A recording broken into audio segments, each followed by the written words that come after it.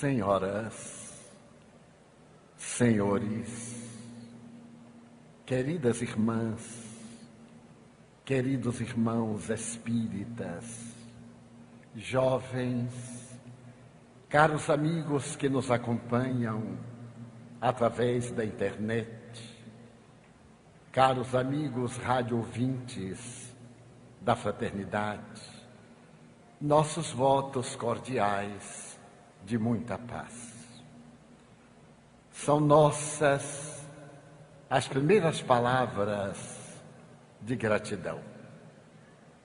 Sou profundamente devedor à alma paraense pela generosidade com que nos recebeu há 53 anos, tendo paciência para conosco nessa metade de século e mais 3 anos.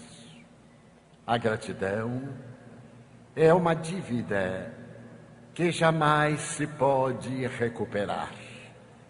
Sou, portanto, escravo do sentimento de afetividade da nobre alma paraense, por nos haver recebido sempre e ainda hoje com o carinho e a doçura, especialmente em Belém, a terra das grandes mangueiras.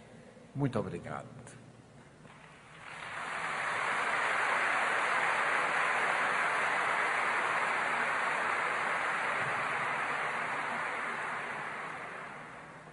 A sociedade terrestre carrega no seu inconsciente coletivo o arquétipo da culpa.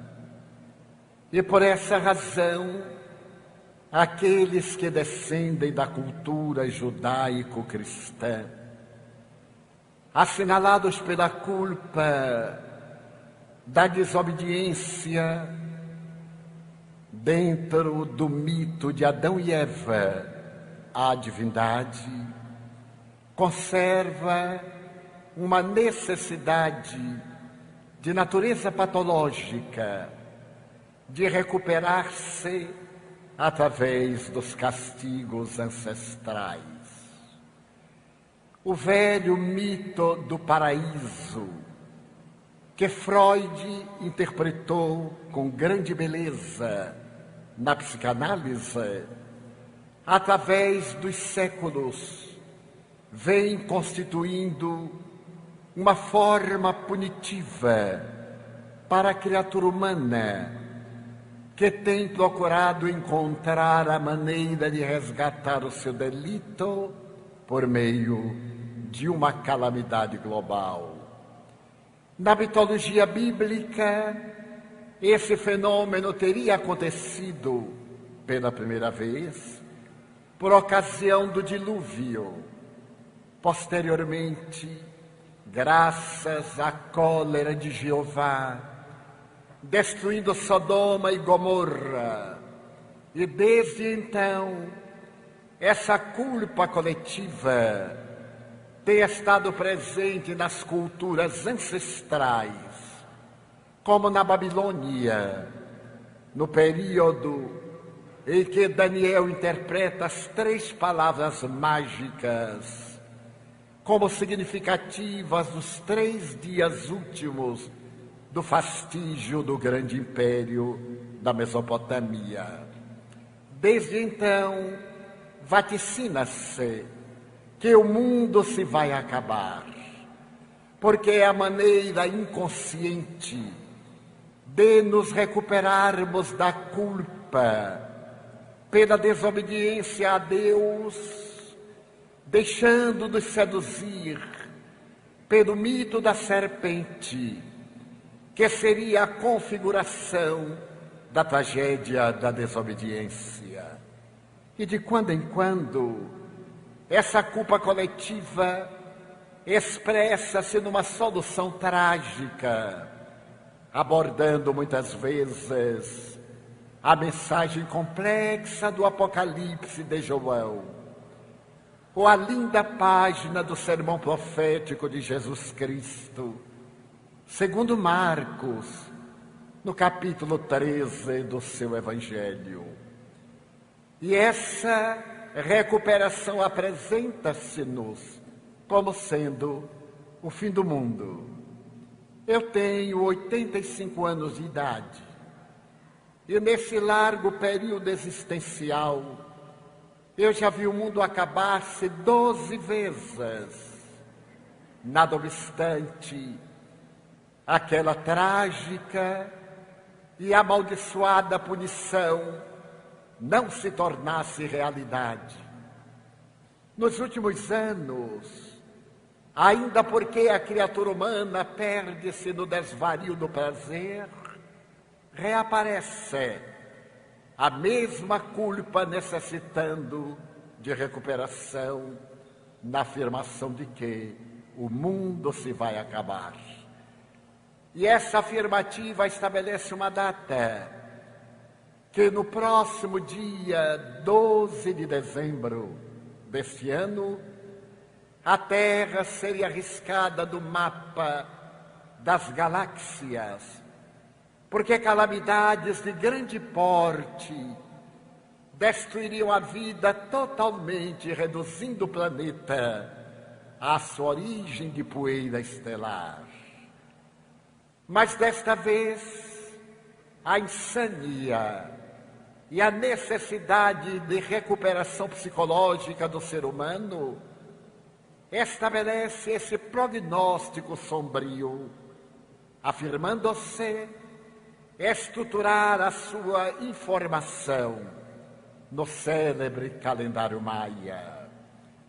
E graças a isso, inumeráveis obras têm sido escritas com falso sabor de astronomia, informando que nesse dia a sociedade terrestre desaparecerá para dar lugar ao caos do aniquilamento, como sendo a justiça de Deus, castigando as criaturas humanas que poderíamos considerar da expressão nobre do Espírito Emmanuel, através da mediunidade apostolar do venerando Francisco Cândido Xavier, como um verme que pensa.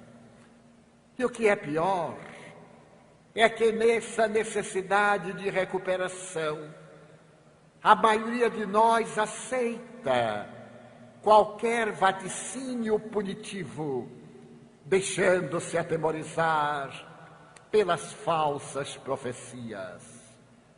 Mas será que o calendário maia diz alguma coisa a respeito do fim do mundo? É o que nos esclarece o extraordinário conhecedor da cultura maia, o Dr. Orlando Casares, diretor do Museu de Antropologia da Cidade do México, considerado um dos melhores do mundo, apresentando uma pedra denominada Tortuguero, onde estão os hieróglifos que apresentaria o calendário maia em uma exposição em Bogotá, nos meses primeiros deste ano. O Dr. Casares informou que a cultura maia não admitia a possibilidade do fim do mundo, porque não tem a herança arquetípica das tradições judaico-cristãs. É verdade que o calendário maia estabelece desde o dia 21 de agosto do ano 3113 antes de Jesus, que algo sucederia no dia 12 de dezembro do ano 2012. Mas desde aquela época recuada, os maias que estudavam a astrologia e que somente conheciam a Terra, a Lua e Vênus, que consideravam uma estrela, construíram um dos mais perfeitos calendários de que se tem notícia, porquanto dividiram as épocas em ciclos.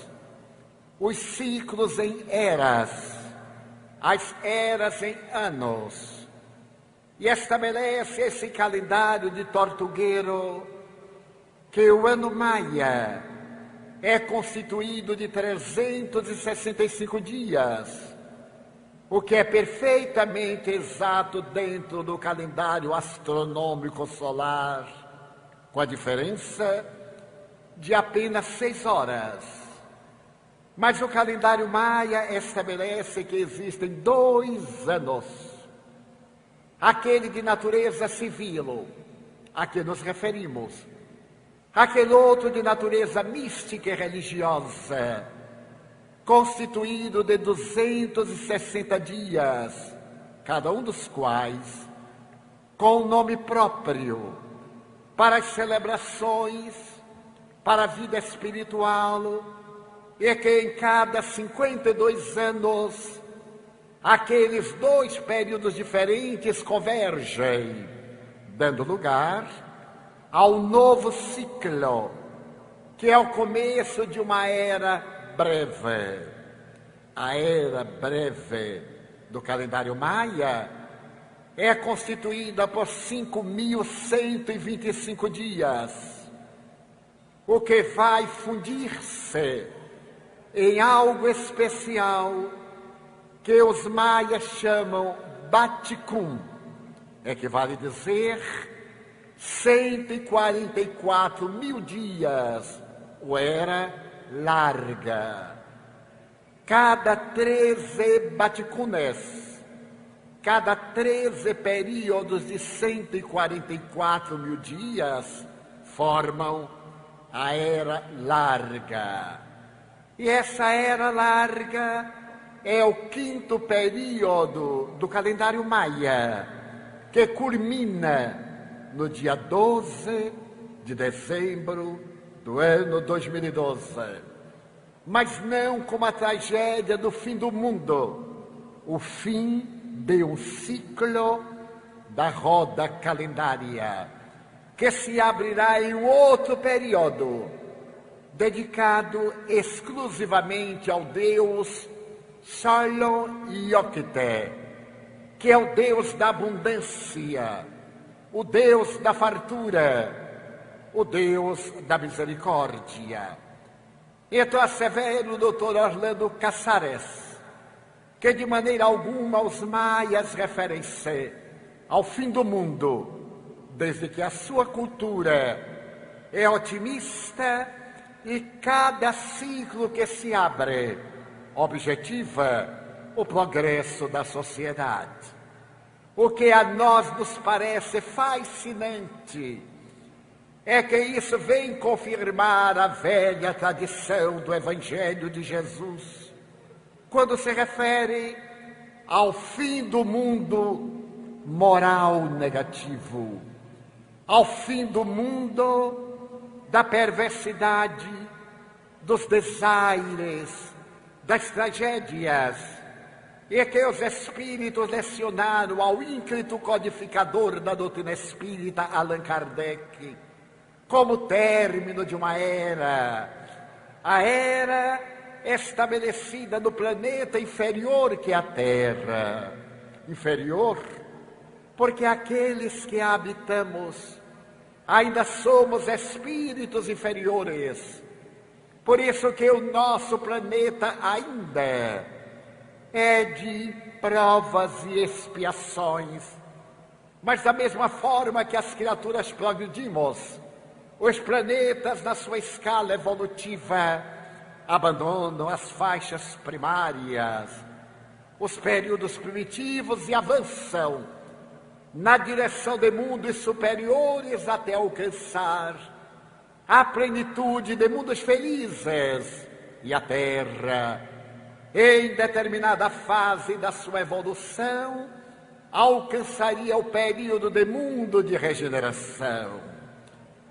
Allan Kardec, examinando essa realidade em A Gênese, dedica páginas de grande beleza a esse período de transformações, de transição planetária, que vimos vivenciando desde 20 anos antes de terminar o milênio passado, e que se vem agigantando a cada hora neste século 21, quando então se dará indubitavelmente o desaparecimento do mal, da tragédia, do infortúnio, da desgraça, para que a plenitude, o estado de iluminação tome conta das criaturas humanas, fazendo-se uma análise não obstante a respeito de acontecimentos que vaticinariam o fim do mundo.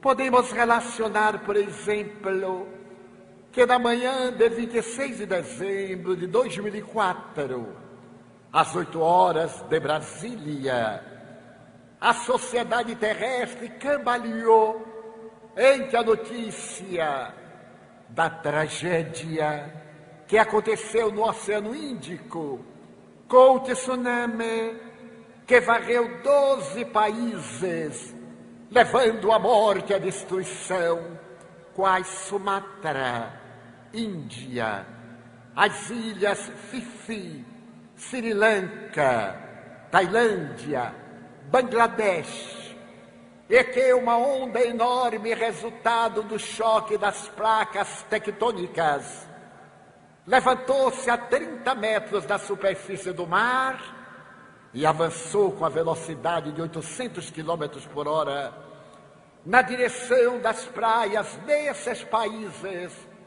matando 230 mil pessoas, fazendo desaparecer ilhas vulcânicas e dando lugar ao surgimento de outras ilhas que não estavam mapeadas. A tragédia, no entanto, não fica somente na morte daqueles que sucumbem, mas nas dores de mais de 2 milhões de pessoas que perderam tudo, que tiveram a vida destroçada por aquela tragédia, que entraram em transtorno de conduta psicológica pelo medo, pelo tormento, pela ansiedade e pela situação deplorável de miséria a que foram reduzidas essas pessoas angustiadas. Esse impacto que sensibilizou o planeta terrestre estava praticamente desaparecendo quando fomos convidados a acompanhar a tragédia que se abate na Cordilheira dos Andes, na área do Pacífico, no Chile, em um outro tsunami que praticamente varre daquele nobre país algumas cidades costeiras, deixando milhares de mortes. Ainda não havíamos digerido essa tragédia quando o terceiro tsunami varre as praias do Haiti e destrói praticamente a sua capital, ceifando mais de 100 mil vidas e reduzindo esse país, o mais miserável economicamente das Américas, a uma situação mais deplorável e angustiante. Ainda estávamos sob o impacto de tantas dores, quando de repente o vulcão na Islândia, da sua erupção, atira cinzas sobre a Europa no ano passado e impede a navegação aérea, fazendo que milhões, quase bilhões de dólares tragam prejuízo ao continente europeu pela situação calamitosa dessas cinzas que iriam consumir as aeronaves que nelas se pudesse adentrar. Fomos recuperando o equilíbrio quando veio o tsunami do Japão, com as consequências imprevisíveis da usina de Fukushima, que sacudida dos seus alicerces produziu a radiação atômica, segundo os dados oficiais, contaminando uma área de mais de 30 quilômetros, e segundo os dados extraoficiais, mais de 100 quilômetros, o que levou o governo japonês e de outros países a suspenderem a produção da usina nuclear, que é considerada a energia limpa, no entanto perigosa, qual na tragédia de Chernobyl. E as criaturas ficamos aterrorizadas ante a probabilidade de acontecimentos dessa natureza, especialmente na faixa do Pacífico, abrangendo a Califórnia, na Grande Falha, em Los Angeles, em São Francisco, ou a área tremenda dos vulcões em Yellowstone, que de um momento para outro pode irromper a calamidade vulcânica que vai acontecer.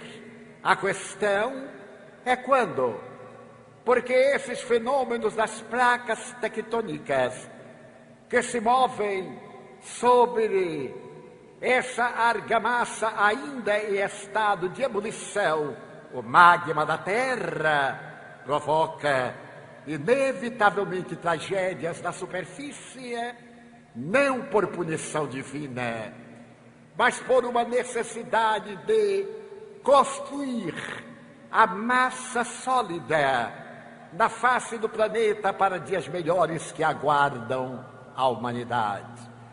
Allan Kardec, o egrégio codificador da doutrina, examinando essas tragédias coletivas, perguntou às entidades venerandas no capítulo A Lei de Destruição, deu o livro dos Espíritos, o que pretende Deus com a destruição. E eles responderam que se trata de um fenômeno natural para promover o progresso da própria criatura humana, desde que a morte não é o fim da vida.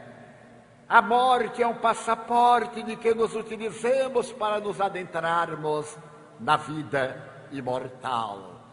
Mas se há de perguntar, e essas tragédias não são a síndrome de acontecimentos mais calamitosos? Tem a palavra os vulcanógrafos, os estudiosos do movimento das placas terrestres. Todos esses fenômenos sempre aconteceram. Na média aritmética, eles estão dentro das ocorrências do passado. Sucede que, na atualidade, graças à facilidade da comunicação global, a comunicação virtual, tomamos conhecimento de acontecimentos em todo o planeta enquanto eles estão sucedendo. E é natural que essas informações trágicas e volumosas alcancem-nos sem tempo de as digerir intelectualmente, causando inquietações de natureza emocional. Mas não tem havido maior incidência de cataclismas sísmicos, estando, portanto, dentro de uma faixa de equilíbrio do nosso planeta. Mas se perguntará, e o mundo se vai acabar? É lógico que sim, porque tudo que tem começo terá fim. E é quando isso irá dar-se.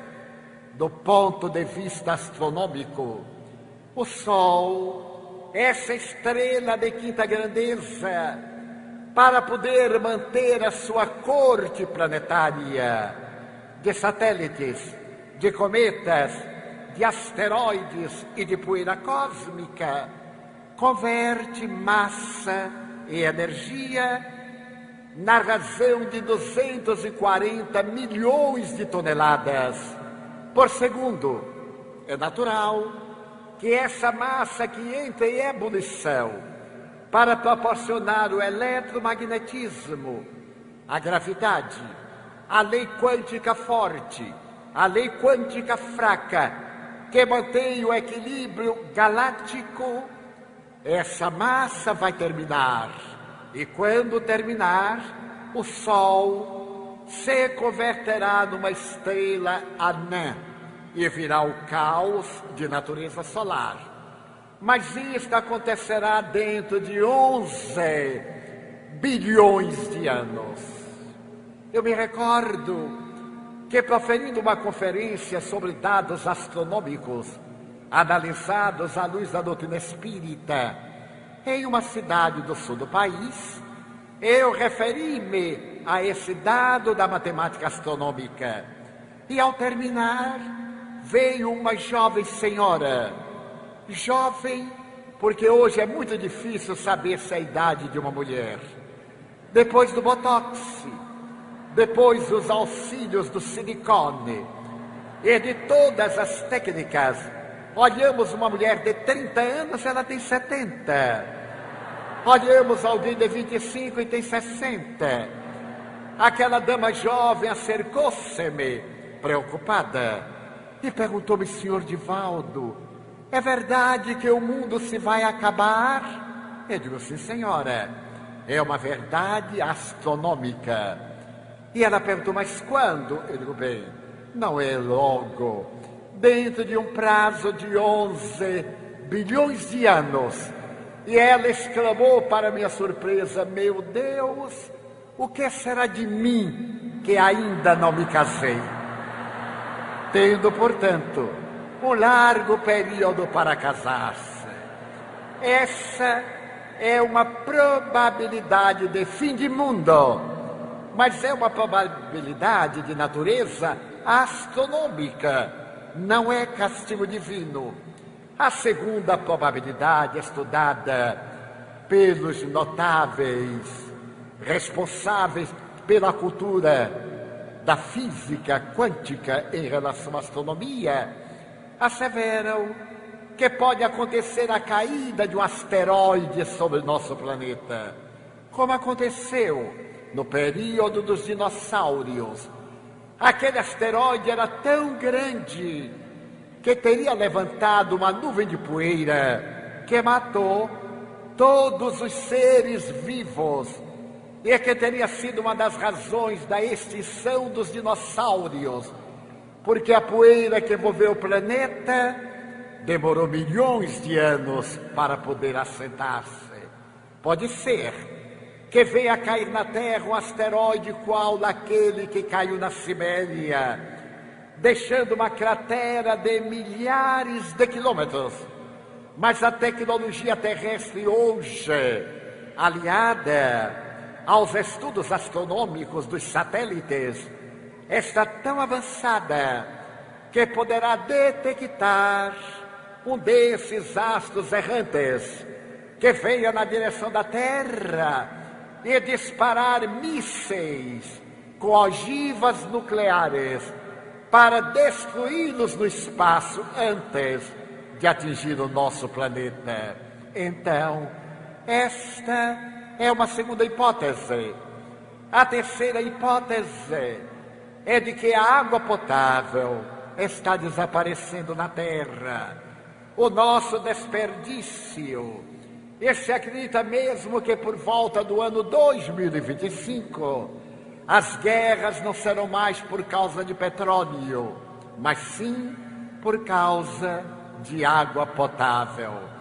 Aí está no Rio de Janeiro o encontro mundial de 193 países, estudando Rio mais 20, para descobrir os melhores recursos de sustentabilidade para o desenvolvimento tecnológico, para a preservação da vida, para a ecologia e para a manutenção dos seres vegetais, animais e humanos sobre a face dessa mãe generosa que os gregos chamavam Gaia, que é o nosso berço de criatura no desenvolvimento da busca da plenitude divina.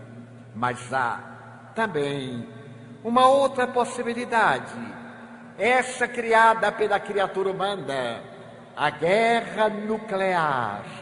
As criaturas humanas podem investir na ambição transvariada e trabalhar de alguma forma pela prepotência, como nos anos 39 e 40, por ocasião da Segunda Guerra Mundial, após o nascimento da tragédia do Partido Nazista em Munique, em 1935, e logo de imediato outros partidos totalitários, representados nas figuras ignóbeis de Mussolini, de Adolf Hitler, que desencadearam essa guerra que assassinou 60 milhões de pessoas e desenvolveu o Holocausto judeu, matando cruelmente 6 milhões de pessoas, sem o menor julgamento, sem a menor dignidade, ante o silêncio da Cruz Vermelha Internacional. Então é provável que o psicopata dessa natureza levante-se e comece uma guerra local. Qual a ameaça do Irã? Quais as problemáticas entre palestinos e judeus? Quais as tragédias no Afeganistão e em outros países belicosos, arrastando as grandes nações, como vem ocorrendo na Síria, neste momento, para um confronto entre Oriente e Ocidente. Nada obstante, o notável místico italiano, professor Pietro Baldi, extraordinário sensitivo que nos escreveu a grande síntese e obras de estudo profundo da vida, da psicologia humana e do ser, teve a oportunidade de profetizar: uma terceira guerra mundial não acontecerá, porque ela teria um caráter nuclear. E se atirarem bombas de efeito nuclear sobre uma nação, aquela que fora vitoriosa será mais tarde lamentavelmente vencida, porque os ventos levarão a radiação destruidora por toda a face da Terra. Dessa maneira é provável que esses psicopatas antissociais de conduta esquizofrênica detenham-se, porque passaram a ter medo dos efeitos da calamidade que proporcionarem às grandes nações. Mas ainda teríamos uma outra possibilidade. Sabemos que o Sol é mantido através de explosões nucleares, e essas explosões produzem as chamadas manchas solares, aquelas labaredas que contribuem para o clima da Terra e para o equilíbrio do sistema. Nos dias 5 de outubro e 20 de outubro do ano 2005, respectivamente, houve explosões no seio do Sol. A primeira delas levantou uma mancha nuclear maior do que a Terra, e aquela que veio depois, maior do que o planeta Júpiter. E como consequência, a Terra foi tomada por tornados, acontecendo o terrível tornado Katrina, que destruiu grande parte da costa leste dos Estados Unidos e particularmente a veneranda cidade de New Orleans, com a tragédia que comoveu o mundo. É uma possibilidade de que uma dessas explosões nucleares do Sol possa perturbar todo o sistema e praticamente a Terra. Mas isso deve apavorar-nos de maneira nenhuma, porque a barca terrestre está conduzida pelo grande nauta que é Jesus Cristo. E Jesus Cristo veio ter conosco em nome do amor. É a primeira personalidade histórica a fazer abordagem do amor.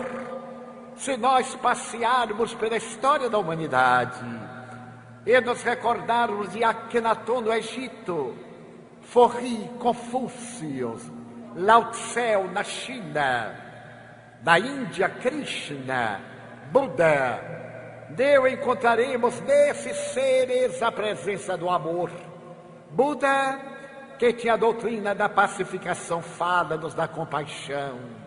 Moisés refere-se ao amor a Deus acima de todas as coisas, num caráter temível. O ama ou sofre. Jesus veio e anuncia o postulado extraordinário do amor como sendo a única terapêutica para uma sociedade feliz, para o nosso planeta tornar-se ditoso. Será Ele quem dirá que a Terra passaria por vicissitudes, desde aquele momento quando sai do templo de Jerusalém com os discípulos, que entusiasmados lhe dizem: Senhor, vede que pedras, vede que templo. E Jesus então redargui: em verdade vos digo, que não ficará pedra sobre pedra que não seja derribada. E atravessando o vale do Cedron e indo para o Jardim das Oliveiras, o Getsemane, os amigos perguntaram: dize-nos quando isto acontecerá. E ele fala então das perspectivas que periodicamente investiriam a terra de lágrimas e dor pela nossa incompatibilidade com o bem e a dignidade. Essa profecia do Mestre me fascina, porque no ano 68, as legiões romanas sitiaram Jerusalém, sob o comando de Tito, o filho do imperador Vespasiano, que construiu o Coliseu de Roma. E 2 anos depois, Jerusalém rendeu-se pela fome. E as legiões romanas com Tito destruíram a cidade. Não deixaram pedra sobre pedra do templo. Queimaram tudo que era em madeira. E deixaram o Monte Sião totalmente livre, ficando apenas a parte oriental das muralhas que sustentam o monte, e que Israel celebrou como o Muro das Lamentações. Então as profecias de Jesus vêm cumprindo-se por causa da rebeldia humana, porque bastaria que nós amássemos para que fosse diferente o nosso comportamento, os acontecimentos históricos. E quando ele faz a proposta, realiza de uma maneira grandiloquente: amar a Deus acima de todas as coisas e ao próximo como a si mesmo. A moderna psicologia, estudando este psicoterapeuta, o maior da humanidade em todos os tempos, permite-se mudar a estrutura do pensamento, invertendo a ordem de valores. Auto-amar-se para amar o próximo, a fim de amar a Deus. Porque quem não se ama, a ninguém ama. E é necessário que o auto-amor tome conta de nós, ajudando-nos na auto-iluminação, trabalhando as nossas imperfeições, cuidando do corpo, da mente, da emoção, trabalhando em favor do progresso. Isto é auto-amor. Reflexionando em torno dos desafios, das dificuldades que nos tipificam, das heranças dos nossos instintos. Segundo o Dr. Watson, o notável psicólogo americano, nós éramos uma psique. Havia apenas no processo antropossócio-psicológico a psique. Em determinado momento ela fragmentou-se e surgiram os 2 arquétipos, o self e o ego. Isso aconteceu quando o homem teve pela primeira vez a emoção. E a primeira emoção humana é o medo. Aquele ser primitivo, Hotentote, primatas homini, estava acostumado a viver para os instintos básicos: comer, dormir e praticar sexo. De repente, ele teve medo dos fenômenos sísmicos e climatéricos. Ele teve medo das feras. Ele teve medo das outras tribos. Ele teve medo dos fantasmas que se adentravam nas cavernas e que ele procurava expulsar. É nesse momento que o instinto libera pela primeira vez a emoção. E a emoção do medo até hoje está dentro de nós.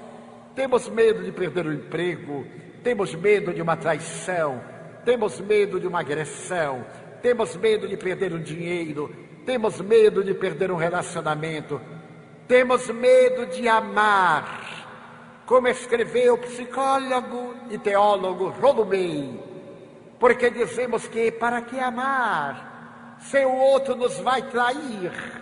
Porque não temos o alto amor para verificar que melhor é quando se ama do que quando se é amado. A maturidade psicológica leva-nos a ser aquele que ama, não importando com a conduta do outro. Isso nos dá maturidade, porque quem deseja ser amado encontra-se na fase da criança maltratada, no estágio psicológico infantil. Então o auto-amor é fundamental, porque o indivíduo tem coragem de assumir a culpa, de não transferir a responsabilidade para o outro. E nesse momento ele passa a entender o seu próximo. Ao invés de projetar a sua imagem no próximo, desejando que o outro seja aquilo que ele não consegue, ele passa a amar o outro, embora os seus limites, as suas imperfeições. Quando nós nos autoconhecemos, toleramos-nos, damos-nos uma nova chance e também demos uma chance ao outro. Isto é o halo-amor, o amor ao outro. E depois desse amor ao outro, nós amamos Deus, é inevitável.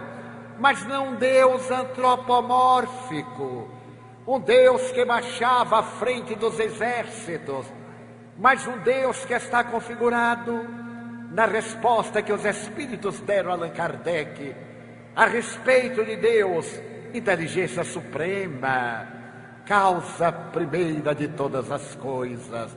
É fascinante essa definição, porque não limita. O infinito não pode ser contido numa definição, senão se tornaria finito. Essa primeira emoção, o medo, abre o elenco de outras emoções, o pavor, a suspeita, a desconfiança, o ciúme, a insegurança. E logo depois, nós experimentamos uma segunda emoção. A segunda emoção foi a ira, porque o medo vem da necessidade de preservação da nossa vida. E a ira, como efeito de qualquer ameaça. A ira é um fenômeno psicológico, fisiológico, muito especial, porque no momento em que nós temos medo, o nosso organismo derrama uma alta carga de adrenalina na corrente sanguínea e nós nos iremos, mas logo depois o organismo produz cortisol e atira na corrente sanguínea e nós acalmamos. É muito comum dizer, por pouco eu não estrangulei o outro. É o que a psicologia chama avanço e recuo. Nós nos sentimos ofendidos e queremos o desforço, a ira. Mas então o organismo relaxa com o cortisol.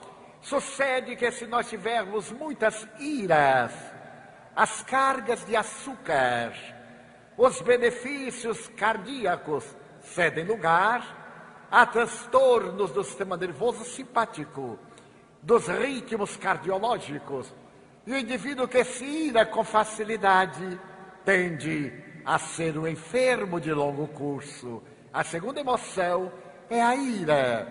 A ira abre o elenco da raiva, do ódio, do ressentimento, da vingança, da perseguição. Então essa segunda emoção é mais recente em nós, na história antropológica. Por fim, a terceira emoção, segundo o Dr. Watson, é o amor. Quando o felino lambe a cara do seu filho, estamos aí com a manifestação do amor materno da mulher. que depois do parto coloca o filho sobre o tórax, para que continue esse intercâmbio de energias e beija docemente o filho. O amor é a emoção que responde pela amizade, pela ternura, pela afetividade, pelo sacrifício, pelo holocausto, pela dedicação, como decorrência natural desse processo evolutivo nas 3 emoções básicas, que ainda hoje estão em nós em forma de instinto, porque não resolvemos agir, sempre resolvemos pelo reagir. É comum alguém pisar no meu pé e eu reagir automaticamente. Quando eu poderia agir, ocorreu-me quando eu era jovem, o que não faz muito tempo, um fato muito curioso. Um dos sonhos da minha vida, naquela época, era ter um sapato de camurça, marrom e branco. Hoje me parece tão cafona, mas há 50 anos era o máximo. Sendo funcionário público, eu fui funcionário público, Deus me deu esta honra, esta provação. Porque ser funcionário público no Brasil é uma provação honorável. Mas ele achou pouco e me permitiu ser chefe de seção de repartição pública. Permitiu-me a expiação. E como o salário de funcionário foi sempre muito bem calculado, feito para se morrer à fome, o que demora, mas acontece. Eu vi o sapato marrom e branco numa vitrine, mas custava 1/3 do meu ordenado. E eu não podia comprar. Diariamente, à hora do lanche, eu passava na vitrine e me enamorava do sapato. E orava. Naquele tempo, eu orava pedindo a Deus coisas materiais. Era resultado da ignorância. Eu dizia, meu Deus, o Senhor deve me dar o sapato marrom e branco de camurça. Até que o dono da loja, de tanto me ver, foi perguntar-me, mas você todo dia está aqui na loja, olhando a vitrine? Eu digo, é este sapato que não me deixa dormir. E por que não compra? Eu disse, porque eu não posso. Eu sou funcionário ali do instituto, ganho um salário reduzido, mas no momento em que eu calçar esse sapato, eu entrarei no reino dos céus. E ele disse, mas eu lhe vendo a prestação. Eu disse, a prestação? Meu pai foi do século XIX, e ele dizia, coitado, que dever era uma desonra. E quando ele estava morrendo, ele me disse, meu filho, se alguém cobrar qualquer dívida de mim, pague 4 vezes, porque seu pai nunca comprou nada fiado, era a honra dele. Eu tenho uma pena de meu pai, porque hoje compramos tudo fiado, até automóvel. Compramos automóvel para pagar em 90 meses. O carro desencarna antes e a gente ainda está pagando. E eu perguntei ao homem quanto é que custava. Ele faria em 3 vezes. Eu logo aceitei. E ele disse, agora precisa de um fiador. Eu disse, um fiador? Sim, porque eu não sei se você é um bom pagador. Ele disse, mas eu nunca comprei nada fiado. Olha a honra. Ele olhou para mim e disse, então você não tem crédito na praça, porque você nunca deveu nada. Eu não sei se é bom pagador. Eu não tinha um fiador. Eu não tinha coragem de pedir ao gerente que fosse o meu fiador. Eu fiquei tão desolado que o homem disse, olha, eu vou confiar em você. E vendeu-me sem fiador. Meus amigos, eu entrei no reino dos céus. Aquele fim de semana não acabava nunca. Por fim, no domingo, eu calcei o meu sapato marrom e branco de camurça. Porém, o sapato quase me arruinou, porque para calçar, eu comprei uma meia marrom. Por causa do sapato e da meia, eu comprei uma calça marrom. Eu comprei um cinto marrom. Eu comprei uma camisa de seda de listra marrom. E então o débito foi na escala crescente do Himalaia. Mas a grande vantagem de pobre, quando tem uma coisa boa, é usar para todo mundo ver. E eu vesti-me a caráter e resolvi passear na zona elegante de Salvador. Era a Rua Chile. Havia naquele tempo a oportunidade das pessoas irem para passear, para exibir-se. Eu me preparei, eu morava no subúrbio, e peguei o ônibus. Eu estava tão emocionado que peguei o ônibus errado. Ao invés de pegar o ônibus para o bairro elegante, eu peguei o ônibus para o subúrbio mais longe. E o ônibus foi enchendo. Pessoa com galinha, pessoa com carne verde. E eu fui recuando, até que entrou um mastodonte no ônibus, um homem enorme. E eu tive a intuição, ele vai pisar no meu sapato. E eu recuei.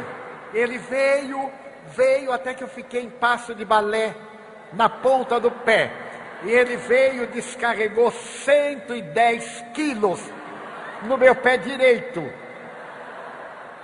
Eu já era espírita, mas eu tive tanta ira do homem que eu quis estrangulá-lo, mas ele era mais forte do que eu.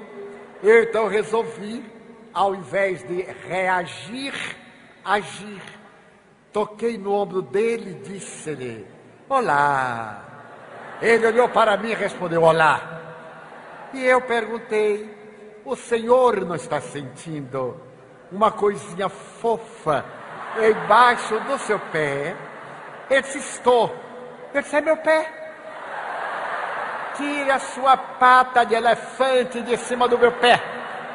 Ele tirou, e quando eu olhei, o salto do seu sapato rasgou a camurça branca. Eu então chorei. As lágrimas me desciam. Mais tarde, eu fiquei com tanta raiva do homem que eu dei o sinal e saltei. O ônibus estava parado.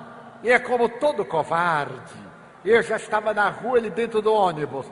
Eu fiz um gesto de vingança, porque a ira é amiga do ódio. Então eu olhei para ele e fiz esse sinal. Como que diz: você me paga. E corri.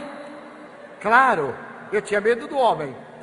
Passou mais ou menos um mês. Eu já atendia pessoas sofredoras. E certo dia, eu estava atendendo em nossa casa uma fila enorme. Quando eu ergui a cabeça, um homem na fila. Eu disse: meu Deus. Ele descobriu o endereço e veio cobrar a dívida. Então eu fui atendendo, e à medida que eu ia atendendo, eu fui me curvando para ele não ver o rosto. Até a hora que ele chegou, já estava com a vista para baixa, e disse: pois não. Ele então falou algo: o senhor é o seu Divaldo? Eu era muito jovem, de 30 anos. E ele disse: pois não. Seu Divaldo, eu venho pedir uma caridade. Eu estranhei. Disseram-me que o senhor me pode ajudar. Eu sou a pessoa mais infeliz que o senhor já conheceu. Eu fui levantando a cabeça devagar, para ver se ele lembrava. Até que nos olhamos, eu notei que ele não me reconheceu. Aí eu fiquei tranquilo, é claro. Eu perguntei: mas qual é o problema, seu Divaldo? A minha mulher é louca. Eu trabalho nas docas. Eu a tenho que amarrar todo dia pela manhã. Coloco meus 3 filhos trancados num quarto, ela no outro. Eu vou trabalhar e à noite eu venho para libertar minha mulher louca, alimentar meus filhos e minha mulher. Eu já levei-a no feiticeiro, já levei-a no psiquiatra. Dizem que é coisa, e que o senhor pode resolver essa coisa. Eu disse: pois não, sente-se aí, e quando terminarmos, eu irei visitar sua mulher. Seu Divaldo, eu posso falar um pouco mais? Como não?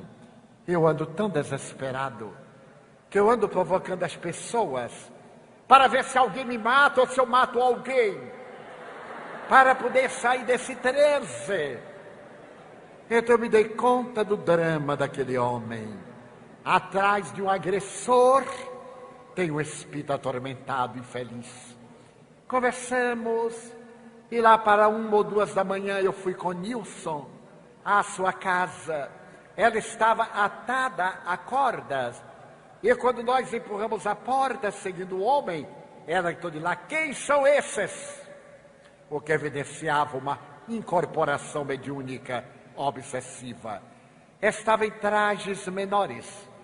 Eu pedi a ele que a desamarrasse. Ele disse: Divaldo, ele é feroz. Eu digo: desamarre. Envolvemos-lo em um cobertor e eu disse: meu irmão. E dialoguei com aquela entidade perversa. Foi um diálogo tormentoso, longo, até que ele narrou a razão do seu ódio ao casal. Desejava uma tragédia, que o marido a matasse ou que alguém o matasse, nesse tremendo drama das reencarnações. Falamos, voltamos 2 ou 3 vezes, depois ele e a esposa passaram a frequentar nossas casas, e ele se tornou para mim um verdadeiro benfeitor. Certo dia, quando ela já estava curada, trabalhando na mediunidade com Jesus, eu perguntei-lhe: você lembra de um indivíduo antipático, amarelinho, no ônibus, que você pisou no pé? Ele disse: não, tio Divaldo, eu não me lembro. A partir daquele dia, eu nunca mais reagi. Sempre procurei agir. E a vida tem me sido muito severa, como é natural. Ninguém atinge esse nível de idade sem ter atravessado diferentes e tormentosos caminhos. Então elegir, reagir, silenciar o mal, fomentar o progresso, perder, se isso significa alguma coisa para manter a paz. Então a doutrina espírita vem nesse momento de transição dizer-nos que o mundo não se vai acabar. Esse mundo de agressividade vai ceder lugar a uma era nova. Os benfeitores assinalam que nesse momento reencarnam-se na Terra 2 populações: a de espíritos nobres, que irão apressar o progresso da sociedade, e a de espíritos primários, que vêm das regiões umbralinas, das regiões purgatoriais, infelizes, para terem a sua chance, porque Deus é amor, para que possa eleger o bem ao invés do mal. E se por acaso optarem pelo lado negativo, serão exilados da terra, conforme o mito bíblico de Lúcifer, que na mitologia bíblica, tendo se rebelado contra Deus, foi mandado para o Hades com a sua legião, e que Emmanuel traduz naquela jornada dos imigrantes de Capela, que vêm para a terra e formam a cultura egípcia, hebraica, indiana, indo-europeia, dando aquele salto na inteligência diante dos povos primitivos que habitavam o planeta. Este é o momento em que se reencarnam na Terra espíritos nobres, que irão produzir uma nova renascença nas artes e na literatura, na ciência e na filosofia, na tecnologia de ponta e na cibernética, na linguagem visual, nessa linguagem transcendente que é a virtual. Estão reencarnando-se e eles estão sendo considerados por psicólogos americanos e europeus como crianças índigo, crianças cristais, crianças diferentes da nova era. E se nós observarmos, as nossas crianças são realmente diferentes. No ano passado, eu estava numa cidade de Goiás. Todo ano eu participo do Congresso Espírita de Goiânia. E dali saio fazendo um périplo pelo interior do estado. E chegando a uma cidade, Rio Verde, fui hospedado numa casa de família. Quando cheguei, veio uma criancinha de 4 anos. Eu estava com um amigo que adora perguntar. É um hábito. E a criancinha me abraçou e disse: Vô Divaldo, a minha cadela vai ter filho na noite de hoje. Não me diga. E ela saiu como um adulto. Quando voltamos da conferência, o meu amigo, querendo ser gentil, perguntou-lhe: então, a sua cachorra já teve neném? Ela disse: não, teve cachorrinho. Eu achei fantástico, mas eu não sabia o que ia me acontecer. Porque eu me sentei, ela veio, pôs as mãos nas minhas pernas e disse: vô Divaldo, eu posso lhe fazer uma pergunta? E eu ingenuamente disse: como não? Vô Divaldo, quem fez Deus? Foi a pior pergunta que já me fizeram. Então tentei desviar o tema. Eu digo: ah, filhinha, é tão complicado. Vô Divaldo, quem fez Deus? Eu lembrei-me de João Evangelista. Deus é amor. Eu disse: quem fez Deus foi o amor. Ah, e quem fez o amor foi Deus. Ela pôs a mão na cintura e disse: é lógico. Não é lógico? E saiu. É uma criança da nova era.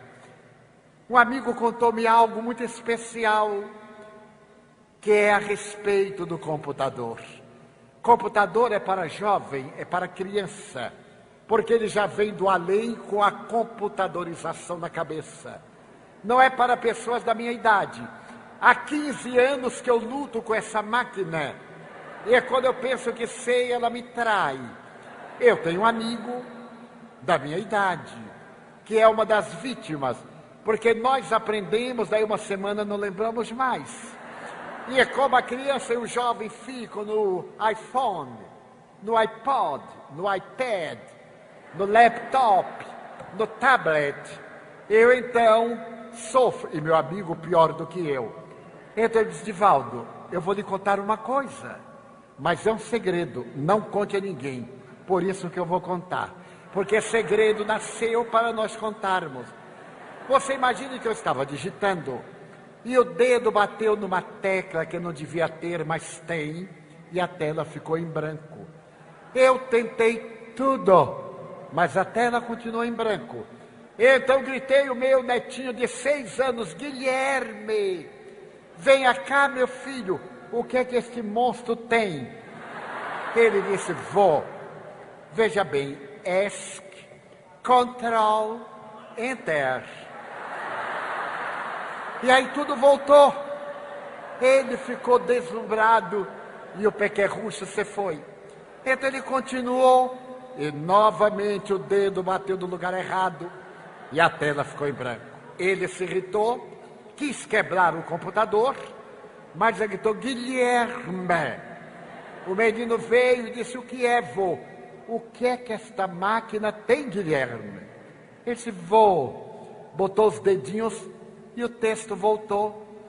Ele aí disse para o netinho: muito obrigado. E o netinho lhe fez uma pergunta: vô, como é que você passava antes de eu nascer? Essas crianças índigo, cristais, são a nova sociedade.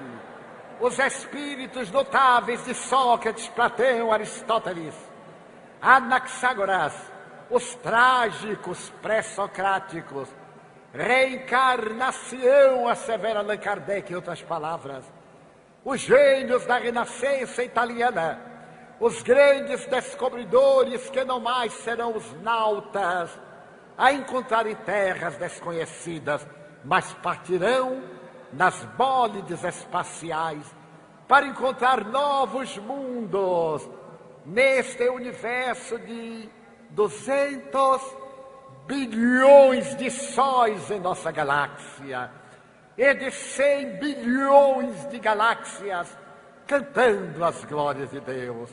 O mundo de regeneração já começou. E nós poderemos ajudar os espíritos nobres, mantendo uma atitude de paz, de misericórdia, de compaixão, de solidariedade. O Espiritismo, matando a morte, desvelou-nos a vida e asseverou que somos construtores do nosso futuro. Felicidade e desdita são resultado das nossas ações, que nos demos as mãos e cada um de nós se torne no vanguardeiro da nova era. Já que não podemos mudar o mundo, que nos mudemos e o mundo se modificará. Quando perguntaram a Gandhi qual é o caminho da paz, ele redarguiu: a paz é o caminho. Qual é o caminho da nova era? Essa nova era já é o caminho entre nós, ensinando-nos a ternura do Evangelho, o amor, que sejamos nós aqueles que amamos, porque na terra todos temos inimigos, mas isso não é importante. Importante é não ser inimigo de ninguém. Se nos objetarem, se nos perseguirem, o problema é deles. Aqueles que nos odeiam merecem nossa compaixão, porque eles são infelizes. Têm o direito de nos julgar segundo o seu nível de consciência, mas nós, que encontramos Jesus na revelação dos Espíritos imortais, a nós nos cumpre desenvolver os sentimentos nobres e amar. Permitam-me, por favor, narrar uma história que me comoveu profundamente. Eu terminei uma série de conferências nos Estados Unidos no ano passado, como todos os anos entre fevereiro e março, e ao terminar em Nova York, acercou-se-me um cidadão, e através do intérprete, porque eu não tenho grandes recursos da língua inglesa, ele me contou a seguinte história, que eu narrarei com a minha emoção. Senhor Divaldo, eu soube que o senhor viaja muito. Eu disse: é verdade. Eu gostaria de lhe contar a minha história para que o senhor a narrasse onde quer que vá. O senhor me promete? Eu digo: depende da história, mas na medida do possível, eu atendê-lo-ei, se ela for útil a outras pessoas. E em síntese ele me contou que era um homem abastado, e depois de um casamento de 19 anos, ele estava saturado. Nesse ínterim, apareceu uma jovem por quem ele se apaixonou. E sendo um homem de caráter, e o casamento tendo se transformado em um relacionamento sem vigor, ele terminou envolvendo-se com a jovem e começou a ter uma conduta dupla. Mas ele não tinha como dizer à mulher que se queria divorciar, porque ela era cumpridora dos deveres. Ele a amava, somente que a libido cedeu lugar a uma amizade, e ele não sentia estímulos, nem ela. Mal conversavam dentro de casa. Certa noite, quando ele chegou para jantar, ela estava à mesa. Ela trabalha num consultório de advocacia célebre na América, e ele disse: quero o divórcio. Ela teve um choque. Mas como? Quero o divórcio. Eu quero lhe dizer que eu estou com outro relacionamento. Como eu sou um homem honrado, eu não desejo magoar você, mas o nosso casamento acabou. Nosso filho tem 17 anos. Nós somos dois amigos que deitamos no mesmo quarto, de costas um para o outro. Vamos divorciar-nos. Eu lhe darei 30% das ações da nossa indústria. Lhe darei a mansão, lhe darei o automóvel, lhe darei uma polpuda pensão e também uma pensão para o meu filho. Mas eu quero o divórcio. Ela desesperou-se, blasfemou e saiu. E ele disse: era isso que eu queria, eu tinha que dizer. Então eu acalmei. Na noite seguinte, quando eu voltei do trabalho, ela estava no birô escrevendo. O jantar pronto. Na terceira noite, ela continuava escrevendo. O jantar também realizado. Na quarta noite, eu perguntei-lhe: então, qual é a sua resposta? Ela disse: bem, se você não me ama mais, é justo que nos separemos. Eu não quero as suas ações, eu não quero a casa, eu não quero nada de você. Mas eu imponho duas condições para o nosso divórcio. A primeira delas é que nos divorciemos de hoje a 30 dias. Mas que loucura! É a minha condição. Porque nosso filho vai entrar na universidade agora. Se nós o divorciarmos, ele vai ter um trauma. E é provável que seja prejudicado pela nossa previdência. Você me tolerou esse tempo todo, mais um mês. Eu meditei e concordei com ela. E a segunda questão: quando nós nos casamos, você me carregou da porta até a alcova.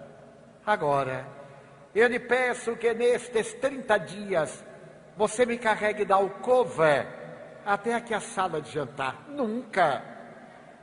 É a segunda condição. Mas eu não tenho como carregá-la. Então nós vamos partir para o litigioso. E a banca de advogados onde eu trabalho está do meu lado. Eu lhe colocarei na miséria. E esse divórcio irá arrastar-se. Eu irei provar que você é adúltero. E ele ficou desesperado, ela estava com a razão. Ele então contou à amante. A amante gargalhou, zombou da esposa. E ele pensou, e entre os dramas, ele faria esse sacrifício. No dia seguinte, à quinta noite, primeiro dia do programa novo, eles vestiam-se no quarto. E ele olhou de esguelha para ela e notou que ela estava magra. Fazia tempo que ele não a olhava. Ele a via, mas não a olhava. Quando ela se vestiu, ela disse: pronto. Ele ergueu-a e aquele ato constrangido saiu do quarto. No momento em que o filho passava, então o filho disse: ué, os dois pombinhos. Ele a colocou na sala de jantar. No quinto dia, no 10º dia, no 18º dia, ele notou que ela estava magra. E ao erguê-la, ela estava mais magra. Ele percebeu que o vestido que gostava muito, ela vestiu. E colocou o cinto. O vestido ficou quase plissado. Ele gostava muito daquela roupa. Olhou para ela e notou que ela era bela. Carregou-a de maneira especial. Ela passou a mão pelo pescoço e, tremendo, encostou a cabeça na cabeça dele. Ele sentiu frêmito. No 25º dia, ela colocou o perfume da noite nupcial. Ele carregou-a e, quando ele sentiu, a evocação fez que ele retornasse àqueles dias românticos. Então ele estreitou-a. Ela estava muito fria e trêmula. Quando ele saiu do escritório à tarde, ele foi à casa da amante e disse-lhe: venho acabar o nosso relacionamento. Eu amo a minha esposa. O amor é curioso, é como a brasa. Depois de algum tempo, uma camada de cinza cobre-o. Mas um sopro de ternura reacende a brasa. E então a namorada reagiu e mostrou o outro lado. Quebrou móvel, expulsou, disse palavras chulas. Ele sentiu-se aliviado. Saiu dali e foi a uma casa de flores. E pediu à vendedora: faça-me um buquê com 12 botões de rosas vermelhas. A minha mulher adora rosas vermelhas. A jovem fez um ramilhete. Quando ele ia saindo, a jovem disse: não quer botar um cartão? Ele disse: ah, muito bem. Deu-lhe um cartão e ele escreveu: querida, eu sempre a carregarei nos meus braços. Foi para casa feliz. Quando ele chegou a casa, estava tranquila. Havia uma débil claridade saindo da alcova. Ele acreditou que ela estivesse repousando. Foi perto de pé. E quando chegou à alcova, ela estava deitada. de lado, de costas. Ele então foi vagarosamente e sentou-se na cama e ela voltou-se. Quando ele a olhou, ela estava morta. Ele teve um choque. Tentou o pulso. Estava morta, fria. E preso aqui ao vestido estava uma carta. Ele abriu-a. A carta dizia, mais ou menos: ontem você pediu divórcio. Eu fiquei chocada. Eu lhe pedi logo depois um prazo de 30 dias, porque eu estive no oncologista e ele descobriu que eu estou com um câncer de colo de útero, com metástase óssea, que a minha vida não chegaria ao mês. É inoperável porque os meus ossos estão tomados. Eu tenho de pedir um mês porque desse ínter eu morro. E você não terá culpa, porque se nós nos divorciarmos agora e eu morrer desse ínter, você pensará que eu morri por sua causa. Eu amo tanto que não desejei afligi-lo. Perdoe-me se eu não soube ser a mulher que você necessitava, mas você é o único amor da minha vida. Cuide do nosso filho. Eu estou morrendo dia a dia e você é o anjo tutelar da minha vida. Quando ele terminou de ler a carta, ele lembrou-se que na segunda, na terceira noite, ela ficou escrevendo. Era a sua despedida. Ele então chamou o filho. O cadáver foi transferido para o necrotério. Ela foi embalsamada, conforme os hábitos americanos do norte. O velório de 3 dias. Ela foi cremada. Ele colocou numa ânfora de cristal. E então agora com lágrimas ele me dizia: Mr. Franco, nas suas viagens diga às pessoas que sejam mais tolerantes. Nós mudamos de parceria porque estamos insatisfeitos conosco mesmo. Nunca encontraremos o parceiro ideal, porque nós é que não somos o parceiro ideal. Então eu estou fazendo uma cruzada para que os cônjuges, os parceiros, amem-se mais, respeitem-se, ajudem-se. Eu irei colocar a minha história na internet para que o mundo tome conhecimento. O Senhor me promete convidar as pessoas ao ato de amor e de compaixão. Eu segurei as 2 mãos daquele homem com sudorese fria, os olhos marejados, escorrendo lágrimas de unção, e lhe disse: tenha certeza, nos meus périplos pelo mundo, aqui e ali, eu narrarei a sua história. É uma história da nova era, a história do amor. Se nós não formos capazes de tolerarmos um ao outro, como podemos esperar um mundo feliz? Então, nesta hora de dissoluções, de mudanças políticas, sociológicas, religiosas, psicológicas, de dramas ecológicos, neste momento de transição, as criaturas que somos e não temos o poder nas mãos, temos a força de nos modificar, de ser novos, como dizia Paulo de Tarso, cartas do Evangelho de Jesus, para que todos saibam que somos seus discípulos. Então abandonemos a queixa, deixemos de lado a ira, superemos o medo, abracemos o amor, e ao invés de reclamarmos da vida, digamos: meu Deus, eu quero dizer-te que eu amo a vida, que para mim é bela e é consentida. Muito obrigado, Senhor, por tudo que me deste, por tudo que me dás.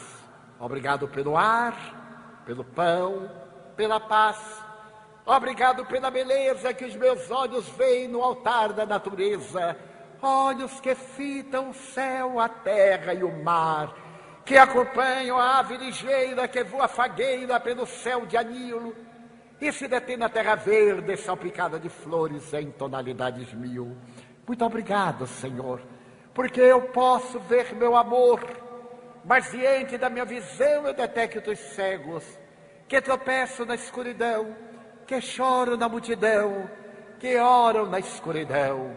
Por eles eu oro e a ti eu imploro comiseração, porque eu sei que depois desta lida na outra vida, eles também enxergarão. Muito obrigado pelos ouvidos meus, que me foram dados por Deus, ouvidos que ouvem a música do povo que desce do morro na praça cantar, a melodia dos imortais, que se ouve uma vez e não se ouvida jamais, a voz melodiosa, canora, melancólica do boiadeiro e a dor que geme e que chora no coração do mundo inteiro. Pela minha faculdade de ouvir, pelos surdos eu te quero pedir, eu sei que depois desta prova, na vida nova, eles voltarão a ouvir. Obrigado pela minha voz, pela sua voz, pela voz que ama, que canta, que declama, que legisla, que trauteia uma canção, que o teu nome profere com dúlcida emoção. Diante da minha melodia, eu quero rogar pelos que sofrem de afasia. Eles não cantam de noite, eles não falam de dia. Oro por eles, porque eu sei que depois de sofrer, na outra vida, eles voltarão a sorrir e viver. Obrigado pelas minhas mãos, mas também pelas mãos que aram, que semeiam, que agasalham, mãos de ternura, que libertam da amargura, mãos que apertam mãos, mãos dos adeuses, que limpam feridas, que enxugam lágrimas e suores das vidas, pelas mãos de sinfonias, de cirurgias, pelas mãos de psicografias e de poesias, pelas mãos que atendem a velhice, a dor, o desamor, pelas mãos que no seio embalam o corpo de um filho alheio sem receio, e pelos pés que me levam a andar sem reclamar. Obrigado, Senhor, porque eu posso bailar. Diante do meu corpo perfeito eu te quero rogar, porque na terra existem aleijados, amputados, paralisados, que se não podem movimentar. Eu oro por eles, porque eu sei que depois desta expiação, na outra reencarnação, eles também bailarão. Obrigado, por fim, pelo meu lar. É tão maravilhoso ter um lar. Não é importante se é uma mansão, uma favela, uma tapera, um ninho, um gravado de Douro, um bangalô, um duplex, uma casa no caminho. Mas é importante que dentro dele exista a figura do amor. Amor de mãe ou de pai, de mulher ou de marido, de filho ou de irmão. A presença de um amigo, pelo menos a companhia de um cão, porque é muito doloroso viver na solidão. Mas se eu a ninguém tiver para me amar, nem um teto para me agasalhar, nem uma cama para reclinar, nem aí reclamarei. Pelo contrário, eu direi: obrigado, Senhor, porque nasci. Obrigado, Senhor, porque eu creio em Ti. Pelo Teu amor, obrigado, Senhor, pela Sua atenção. Muito obrigado, senhores.